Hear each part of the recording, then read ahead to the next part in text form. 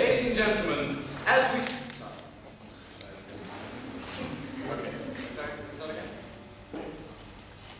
Ladies and gentlemen, as we stand here, billions of people in emerging economies are asking for cheap and affordable energy.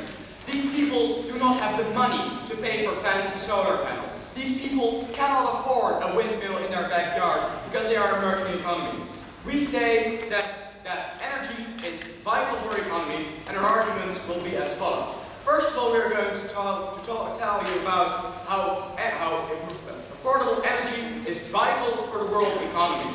Second of all, we are going to talk to you about how nuclear energy is a vital part of the energy mix. And third of all, Menno is going to talk about why renewables can't take over in the short and mid-term. But first of all, some rebuttal. We say that their plan is already very straight, because the motion is that this house was abandoned. The motion is not that this house would not expand. What they have told you is that they will not build any new plants. And then I pointed out in the POI that some plants are destined to go until 2040. That means that all their arms, which they find so very important, they're also willing to expand up until 2040. We say that this is not the way to go. Second of all, they've talked to you a lot about how, if we invest in nuclear energy, we cannot invest in anything else. And they then came up with China, that China is investing huge amounts of money into renewable energy. Well, we say China is also the leading country in building nuclear power plants. China builds more and more of these because China simply sees that they are effective, they are efficient, and they are affordable. Please sit down. They've talked to you about harm. First of all, they talked about how mining is very harmful. Well, we say this does apply to coal mining and oil mining as well. And we say that countries will not only go to renewable energy. Second of all, they've talked about nuclear waste. 2 points of rebuttal to that. First of all, most of the nuclear waste that is produced in Europe is stored in mountains in Switzerland where there has never ever been a leak. And should there be a leak, which has never happened, there isn't anyone living in a circle of 100 kilometers near it. Second of all, we see great improvement of power plants, and pebble bed reactors can actually reuse uranium that's used, so waste can be reused, so the waste problem is accepted. Then they've talked to you about nuclear disasters, how they are so very harmful. 2 things to that. First of all, there have only been 2 meltdowns ever. And we say that there have been way many more accidents with coal plants, with other plants. For instance, the BP oil spill, we say that's way more harmful. Second of all, these disasters were both very old power plants, and because of internal corruption in the countries, these power plants were too old to actually function. But for instance, in Fukushima, because of corruption, they got an extra contract, their contract was lengthened, and therefore it was because of inefficient use and very bad use of the power plant that these accidents actually happened, so please come back to that. And then they've talked about how it is a viable, how renewables are becoming a more and more viable power source, and they've talked about that in the future, renewables might actually take over. The point is, you are forcing energy markets to take renewables right now. The fact that in 10 or in 20 years, renewables might be more efficient than they are now, still means that you are now forcing countries to go into these inefficient renewables. You are now forcing France, which actually gets 77% of its power from nuclear energy, to now go into renewables which aren't yet efficient. So, on to my own argumentation. First of all, we say that affordable energy is vital for the world economy. 2 points to this. The first point is that everybody needs energy. In their daily life, we all use energy. When we dress, when we use lights, when we use entertainment, we all use energy. So we use huge amounts of energy. And the idea is that also for our industry, we use huge amounts of energy. So what we need is affordable energy. We need energy to be cheap and accessible, because otherwise we are effectively choking our industry. Second of all, emerging markets need this affordable energy even more. In India and China, there are now 2.4 billion people who now suddenly want energy.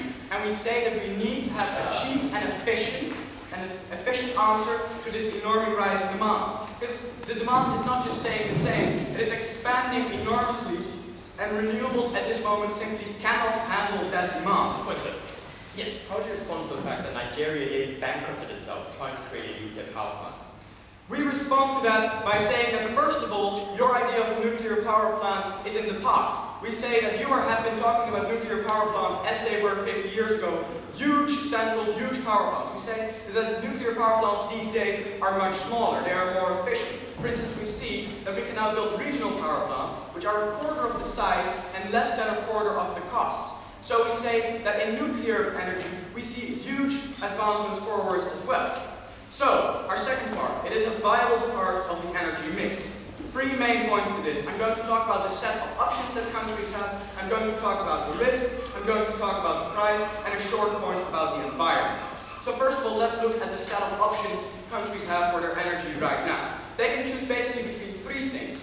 Nuclear power, fossil fuels, and renewables. Renewables I've already talked about. Renewables right now cannot meet the demand for energy, and renewables are simply too expensive for most countries. So what do we see? Countries can then choose between nuclear power, and countries can choose between fossil fuels. Under their plan, they are forced to go for fossil fuels, where their problems of deep shaft mining apply, where we say that there is huge damage to the environment if countries use fossil fuels, as I think we all know, very bad for the environment, lots of harm.